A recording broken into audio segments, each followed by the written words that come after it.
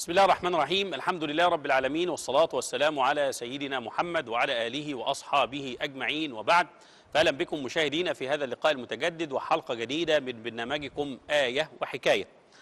في هذا اللقاء بإذن الله تعالى نسأل الله سبحانه وتعالى أن يكون لقاء مباركا، لأننا سنتعلم فيه بعض من الآداب والأذكار والأخلاق الكريمة كما علمنا إياها رسول الله صلى الله عليه وسلم عن آداب الصحبة. قبل أن نتكلم عن الآية الكريمة وعن السورة العظيمة المباركة وعن القصص وعن الآداب والأذكار، نود أن نرحب باسمكم لضيوفنا اللي منورنا في الاستوديو، ونبدأ بصديقتنا. اتفضلي، اسمك؟ رقية تامر عيسى. أهلا وسهلا رقية، اتفضلي. أسماء محمد حسن. أهلا وسهلا أسماء. جودي أحمد. أهلا وسهلا جودي، اتفضل. محمد تامر. أهلا وسهلا محمد. نرحب بكم مشاهدينا من جديد، ومع حضراتكم ومع ضيوفنا معانا في الاستوديو صديقتنا رقية وأسماء، ومعانا محمد وجودي. نتكلم عن آداب الصحبة، لكن طبعا دائما زي ما قلنا قبل كده وبنكرر باستمرار، الإمام لنا في هذه الحياة هو القرآن الكريم، زي ما سيدنا رسول الله عليه الصلاة والسلام علمنا. فبنسمع القرآن الكريم، نفهم، نقدس كلام ربنا سبحانه وتعالى، ونحاول نتعلم مع بعض. لأن طبعا التفقه أو التعلم أو إن أنا أفهم آية واحدة من آيات القرآن الكريم لها ثواب كبير عند ربنا سبحانه وتعالى.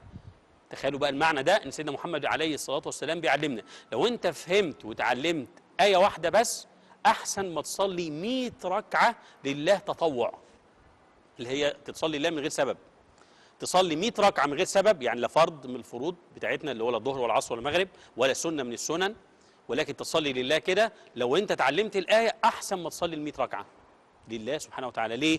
لأن التعلم من الآية يبقى أنت كده بتعلم نفسك إزاي تستقيم في الحياة. إحنا معانا سورة الزخرف، وسورة الزخرف زي ما احنا قلنا قبل كده في عندنا صور مكية وصور مدنية.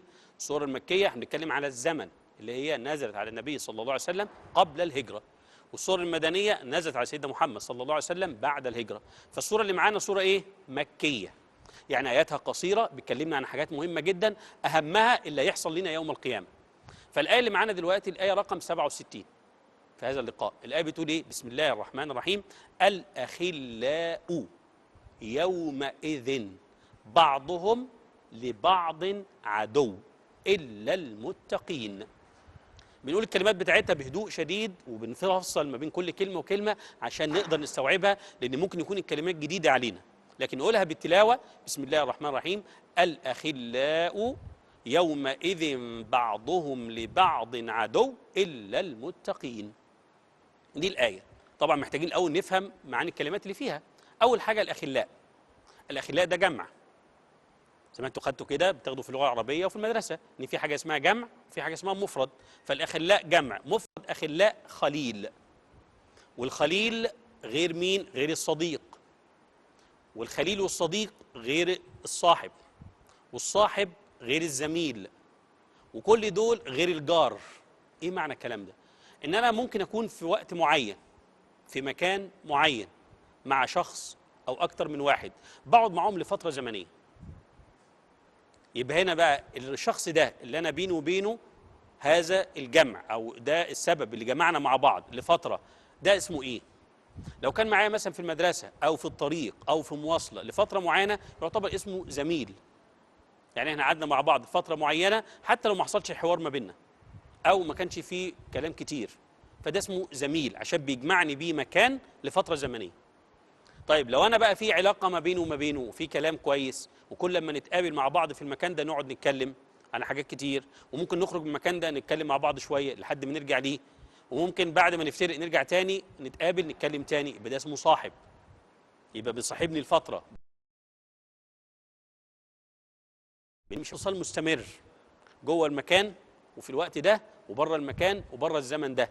يعني معايا في الفصل في لقاء، لما كنا في الحوش مع بعض، واحنا نازلين على السلم نازلين سوا، واحنا خارجين من المدرسه خارجين سوا، لو رايحين رحله بنروح سوا، لو رايحين مثلا نادي بنروح مع بعض، لو احنا موجودين في مكان ممكن نخرج سوا نتفسح سوا او نخرج نشتري حاجه سوا. يبقى ده اسمه ايه؟ صديق. لان هو دايما ايه؟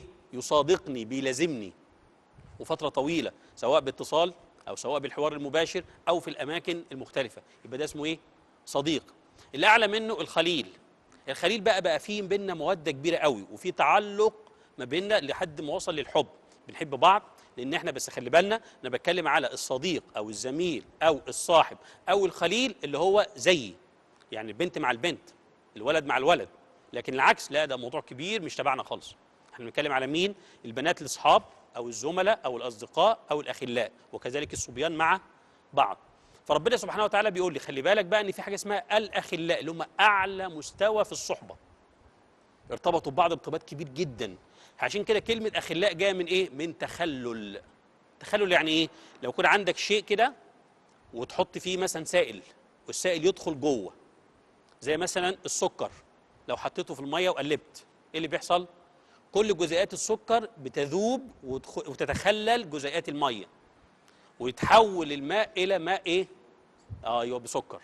هو ده. فين السكر؟ دخل جوه فين؟ الميه. يبقى ده اسمه اخلاء. يبقى الاخلاء يعني المحبه والموده والعلاقه ما بينهم دخلت جوه باستمرار لدرجه ان هم بقوا مرتبطين ببعض ارتباط كبير. ده ممكن احس بيه وهو بعيد عني، وممكن هو كمان يحس بيا، وممكن ان هو يشوف لي رؤيه ويقول انا قلقان عليه او انا فرحان ليه، ده اكيد هو عنده حاجه، يقوم فورا يتصل بيه. يبقى ده اسمه ايه؟ خليل. فربنا سبحانه وتعالى بيقول لي الاخلاء مالهم. طبعا ده تفاصيل في الايه الكريمه، فصلنا الكلام عشان كلنا نفهم ونعرف مدى العلاقه اللي بيني وبين الاخر، وفي اي اطار بتكون علاقتي بيه. وطبعا ليها اداب وليها التزام وليها فقه تعلمناه من سيدنا رسول الله عليه الصلاه والسلام. ونكمل مع حضراتكم بعد هذا الفاصل، فابقوا معنا.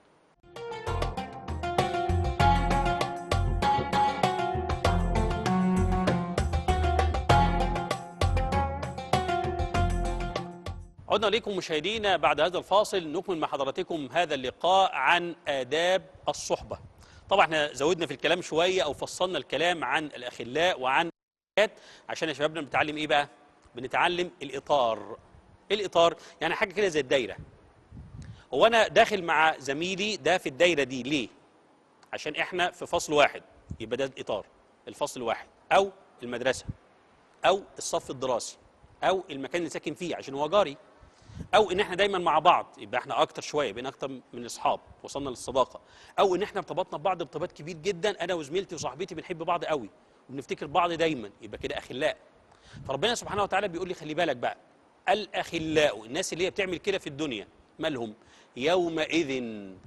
هي دي الاشاره بقى كده. دي السوره مكيه بيتكلمنا عن يوم القيامة. يومئذ يعني يوم القيامة، يعني بعد ما كلنا نموت وبعد ما الدنيا تفنى وبعد ما نقوم كلنا للبعث والحساب، نروح عند ربنا ونقف قدام ربنا سبحانه وتعالى، وبعدين ندخل بعد كده الايه؟ الجنة إن شاء الله. خلي بالك في اليوم ده الأخلاء دول اللي كانوا مع بعض حلوين قوي، بيصحبوا بعض قوي وبيحبوا بعض جدا، أغلبهم بيكونوا عدو لبعض، بعضهم لبعض عدو. ساعتها بيفترقوا عن بعض، فيجي واحد منهم يطلب التاني يقول له لا ما تكلمنيش ويسيبه يمشي. ده احنا كنا ايه؟ اخلاء. ده احنا كنا اكتر من الاصدقاء. فربنا بيقول لي خلي بالك كل الاخلاء دول هيبقوا اعداء لبعض الا المتقين. يبقى الاخلاء يومئذ يوم القيامه بعضهم لبعض عدو الا المتقين. مين المتقين؟ متقين جاي من كلمه اسمها وقايه. يعني ايه وقايه؟ يعني أنا دلوقتي لو في عندي حر شديد وعايز أبعد عن الحر ده عشان ما يمسش جسمي، بعمل إيه؟ بحط حاجز ما بيني وما بين الحر ده. يعني ممكن أدخل أوضة أقفل على نفسي، ممكن أدخل أوضة فيها تكييف أو فيها مروحة عشان أبعد عن الحر، فبدخل جوه بحتوي بالأوضة، بخش جواها عشان تبعد عني الحر. طيب في الشتاء بلبس اللبس اللي يحميني من البرد. اللبس ده أو الأوضة دي اسمها وقاية، يبقى ده اسمه وقايه. فالمتقين اللي بيعملوا تقوى، اللي هم بيعملوا وقايه، اللي هم عارفين ايه اللي يغضب ربنا وايه اللي هو ممكن يوديني النار ويبعدوا عنه ويحطوا حاجز ما بينهم وما بينه. فالمتقين دول اللي هم لو كانوا مع بعض في الدنيا اصحاب، يبقى مجتمعين على ايه؟ على اللي يرضي ربنا، على ذكر الله. فلما يقعدوا مع بعض اول ما يقابلوا بعض يعملوا ايه؟ دي بالاداب بقى. اول حاجه في اداب الصحبه ايه؟ حد كده يقول لنا؟ اتفضلي رقيه. السلام عليكم. السلام عليكم. يبقى كده دي ادب من اداب الصحبه فعلا. ايه ادب تاني؟ مع الاصحاب. محمد فكر معانا كده. اسماء ايه تاني؟ اول ادب ايه؟ فكر معايا. بص كده، اول ادب اختياره اصلا. اختيار. ما انا في الفصل معايا 10 معايا 20 معايا 30، معايا اكتر او اقل، كلهم يبقوا اصحابي؟ مش ممكن. كلهم اصدقائي؟ مش ممكن طبعا. انا بختار مين؟ واحد، اتنين، تلاتة. يبقى انا اللي بختار. يبقى رقم واحد في الاداب الاختيار. بتختار مين؟ بتختار اللي بيساعدك تبقى من المتقين عشان تبقوا مع بعض يوم القيامة وتخشوا سوا الجنة وتمسكوا بايدين بعض زي ما كنتوا ماسكين بايدين بعض في الدنيا وتروحوا الجنة سوا، ولا بتختار مين؟ ولا بتختار واحد يوم القيامة تبقوا أعداء زي ما الآية بتقول بعضهم لبعض عدو؟ يبقى خلي بالك، رقم واحد بتختار مين؟ بتختار واحد يبقى يوم القيامة عدو، ولا يوم القيامة معاك مع المتقين ومن أهل الجنة؟ معايا من المتقين طب واهل أعمل الجنة. صح، برافو عليك. أعمل إيه بقى عشان يبقى اللي معايا في الدنيا معايا في الجنة؟ اختار نفكر. المتقين أختار عشان المتقين. ندخل مع بعض الجنة. صح كده. أختار بقى إزاي؟ يا محمد بعمل ايه بقى؟ بعرف الاول عنه على قد ما اقدر، او اقرب منه بس بهدوء، ما اقربش منه قوي اخلاء، لا، واحده واحده، نخلينا اول زملاء احنا مع بعض في مكان، فشوف هو بيتصرف ازاي، بيتكلم ازاي، لبسه عامل ايه، رد فعله في المواقف المعينه، هل في احترام، في ادب، في مظهر كويس؟ يبقى في الحاله زي كده ينفع ان انا اقرب منه. لما قربت منه وبدانا نتعامل مع بعض، لو انا صدر مني حاجه مش كويسه بيعمل معايا ايه؟ بيزعل ويخاصمني ويتخانق معايا وممكن يسب او يشتم، يبقى ما ينفعش. ولا انسان طيب؟ طب لو انا غلطت بيسامحني؟ طب لو هو اتغير حاله وبقى احسن مني، مثلا زي ما احنا مع بعض في الاصحاب في المدرسه وقاعدين مع بعض في فصل واحد، ولقيت ان ده انسان سمته كويس وشكله كويس، فبقينا نقعد مع بعض، اتعرف عليا وتعرفت عليه، بعد شويه جاء الاختبار بتاع الشهر، انا جبت مثلا 6 من 10 وهو جاب زيي، الشهر اللي بعده هو جاب 10 من 10 وانا جبت 8، هيعمل ايه؟ هيفضل معايا احنا اصحاب لا، هيفضل ويساعدني؟ معانا. ها؟ ده لو مين؟ لو المتقين. ايوه، يبقى هو من المتقين هيساعدني. هيجي يعمل ايه بقى يا محمد؟ لو هو من المتقين هيساعدني. هيساعدني يعمل ايه؟ يقول لي تعالى وانت ليه جبت 8؟ اقول له والله انا كنت مذاكر كويس. طب يلا راجع مع بعض الامتحان، خلي بالك دي كانت خطأ عندك. طب انا الجزئيه دي فيها ضعيف فيها، اقول له ممكن تعمل كذا، ممكن تقوي نفسك كذا. ما يبقاش صاحبي جوه اللجنه، لا، جوه اللجنه ممنوع الغش. وما اقولش بقى ده انا بساعد صاحبي، لا، ما ينفعش. جوه اللجنه واحنا بنمتحن كل واحد لوحده، لكن بره يقدر يساعدني، تعالى بقى اساعدك علشان تبقى كويس. لكن لو هو بعد ما جاب اعلى مني خلاص بقاش ايه؟ يكلمني وبعيد عني، ولا لا انت مستواك مش معايا، يبقى ده من المتقين؟ يبقى ما ينفعش لا صاحب ولا زميل ولا حد. يبقى عرفت بعمل ازاي؟ يبقى اول بختاره ازاي؟ اشوف الاول السمت، الشكل بتاعه، لبسه، حركاته، كلامه. بعد كده اسمع بيتكلم ازاي، هل بيتكلم عن الناس ولا لا، تصرفاته شكلها ايه. لما الاقي كويس اقرب منه وابدا اخلي بالي من افعاله. من هنا ببدا اقيس ازاي هو يكون صاحب او زميل او اكثر من ذلك الى ان يكون الخليل او نعمه الصديق. ونكمل مع حضراتكم بعد هذا الفاصل، فابقوا معنا.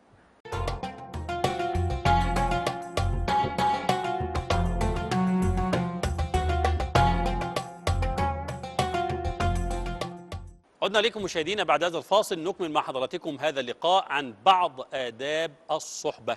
وزي ما قلنا وعرفنا ان احنا عايزين نتعلم آداب الصحبة، اولها الاختيار. بختار بقى ازاي؟ بقول بشوف الانسان بيتصرف ازاي، بيتكلم ازاي، طريقته كويسه ولا لا، سمته او شكله من بره كويس. بعد كده لما بقرب منه بسمع تصرفاته او بسمع كلامه وشوف التصرفات اللي بيعملها، لو لقيته كويس بقرب منه وبعدين ببدا اقيس هل فعلا هو انسان كويس معايا ولا لا، هل الفاظه كويسه ولا لا، هل تصرفات في المواقف المختلفه لو حصل اي موقف بيتصرف معايا بنفس التصرف الكويس ولا لا، بيسال عليا لو تعبت مثلا او غبت، بيسال عليا لو حصل معايا حاجه، لو احتاج مساعده بيساعدني. يبقى كده بختاره. ليه بقى؟ لأن سيدنا محمد عليه الصلاة والسلام بيعلمني حاجة مهمة جدا، بيقول لي مثل الجليس الصالح والجليس السوء كحامل المسك ونافخ الكير، فحامل المسك إما أن يحذيك وإما أن تبتاع منه وإما أن تجد منه ريحا طيبة، ونافخ الكير إما أن يحرق ثيابك وإما أن تجد منه ريحا خبيثة. طبعا أكيد الكلمات أغلبها جديد علينا. سيدنا محمد عليه الصلاة والسلام بيعلمني خلي بالك اللي انت بتصاحبه حاجه من اتنين، اما ان يكون زي البائع بتاع العطور، او زي ما احنا بنسميها دلوقتي البرفانات، بائع معاه عطور، الريحه بتاعته تبقى ايه؟ ها؟ الريحه اللي حلو. بشمها منه، صح كده؟ طيب لو انا جيت وقال لي كده ممكن تختار، واداني هديه، يعني مسح على ايدي كده عشان اشم، ها؟ يبقى ده ايه؟ اداني هديه.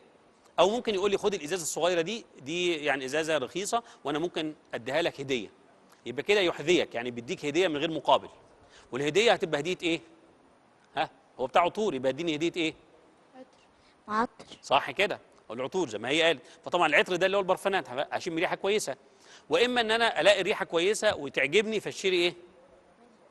منه، يبقى انا اشتري. كويس؟ واما ان هو ايه؟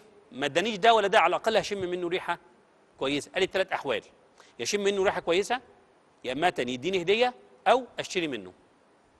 الثاني نافخ الكير، اللي شغال في الحداده، ده كان زمان حاجه اسمها الكير، زي منفخ كده، بينفخ في النار، فالنار تبدا تتحرك، ويبدا الحديد اللي جواها يبدا ان هو يبقى لونه احمر، ويبقى جاهز ان انا اتنيه، فيطير منه بعض الايه، قطع النار الصغيره.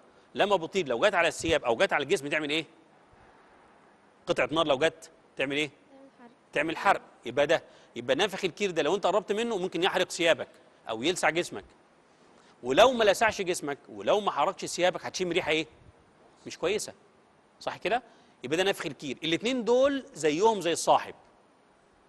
هو بقى ده المثل، مثل الجليس الصالح والجليس السوء. فخلي بالك، لو انت صاحبت حد كويس هتجد منه تصرفات كويسه، هتجد منه كلام كويس، هتجد منه معامله كويسه. يبقى زي مين؟ زي بائع الايه؟ العطور. صح كده؟ طيب لو انت بتصاحب حد مش كويس هيأذيك اذى مباشر او غير مباشر. مجرد ما تقعد معاه ويتكلم هيجيب لك سيئات. ليه؟ لانه بيقول كلام مش كويس، وبيتكلم على الانسان اللي هو مش موجود عندنا واللي مش قاعد معانا وبطريقه مش كويسه. فكده ايه؟ الملائكه تكتب علينا ان احنا بنقول كلام ما يرضيش ربنا، يبقى انت كده هتتاذي معاه. فهو بيأذي نفسه وبيأذي مين؟ اللي معاه، اللي هو صاحبه. فعشان كده خلي بالك، اختار مين؟ الصاحب بالطريقه الصح. يبقى رقم واحد بتختاره، بختاره ازاي؟ زي ما قلنا، بعرف تصرفاته وبعدين اقرب منه واخلي بالي في التعامل معاه واسمع كلامه واشوفه بيعمل معايا ايه، والمواقف المختلفه بتاعتي بيعمل معايا ايه، هل بيساعدني ولا لا، هل بيقف جنبي ولا لا، هل بيسأل عني، هل لو حصل لي حاجه بيكون دايما جنبي ولا بيبعد عني، لو اتغير الحال عندي او عنده. لو هو بقى افضل مني هيفضل يتعامل معايا؟ طب لو انا بقيت اقل منه هيفضل يتعامل؟ طب لو حصل ما بيننا خصام هيتكلم عني وحش؟ هيذم فيا ويفضل يقول عليا الاسرار بتاعتي يطلعها للناس؟ لو عمل كده ما يبقاش صاحب، ما ينفعش. طب لو انا جربته، خلي بالك لو انت مع بعض ما تعملوش حاجه تغضب ربنا، فدايما يكون التصرفات بينكم ايه؟ تصرفات كويسه. عشان كده رقيه بعمل ايه؟ انا كده اخترت مين؟ الصاحب، وعرفته كويس هو بيعمل ايه، وبدات ان انا اقرب منه، واحنا مع بعض الكلام اللي بيقوله لازم يكون كلام يرضي ربنا. فعشان كده خلي بالك، هو طريقته في الكلام بتساعدك على طاعه ربنا ولا لا؟ يعني انت لما بتقابله، اول ما بتقابله زي ما انت قلت بنقول له ايه؟ السلام عليكم. كويس، وهو يرد عليا. عليكم السلام.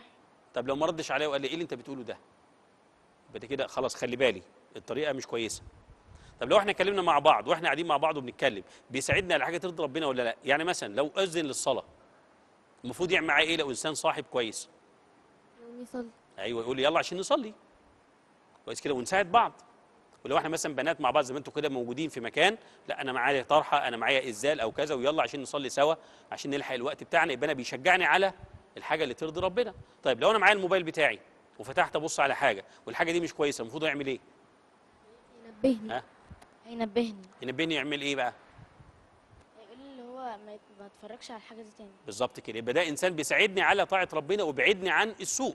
صح كده؟ طيب لو انا في مواقف معينه، مثلا في معانا زميل ثالث عنده حاجه حصلت معاه وانا ما اعرفش، المفروض هو يعمل معاه ايه؟ يساعد. يساعده ويقول لي انا ايه؟ هو ويعرفني. كمان يساعد. ويعرفني يقول لي تعالى عشان نساعد فلان لان حصل معاه كذا وكذا. صح كده؟ يبقى ده صاحب بيساعد بعض، وكمان بنساعد مين؟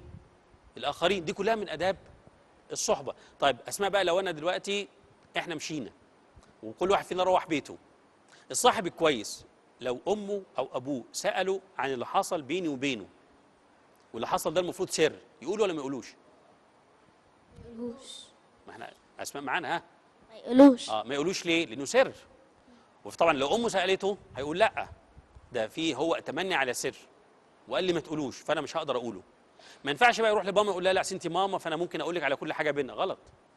والفكر ده بيحصل بين البنات مع بعض، لازم تروح تقول لماما كل حاجه حصلت وتحكي لها بقى زميلتي وصاحبتي قالت وصديقتي الفلانيه قالت كذا وعملنا كذا، نقول له ده غلط.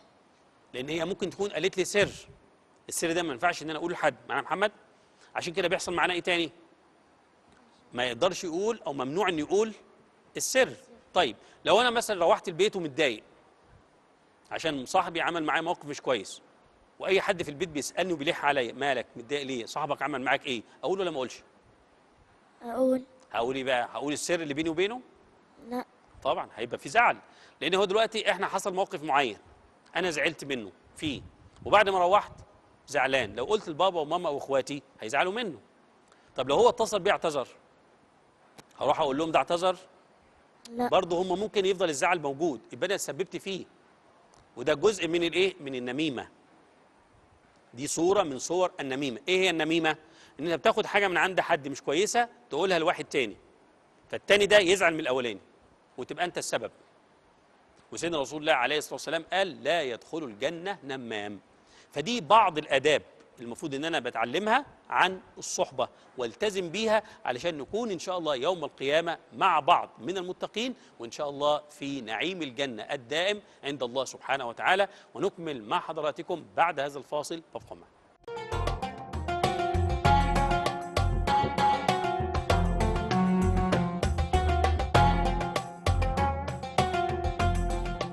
عدنا لكم مشاهدينا بعد الفاصل في ختام هذه الحلقة مع حضراتكم عن بعض آداب الصحبة وعن هذه الآية الكريمة من سورة الزخرف في الآية رقم 67.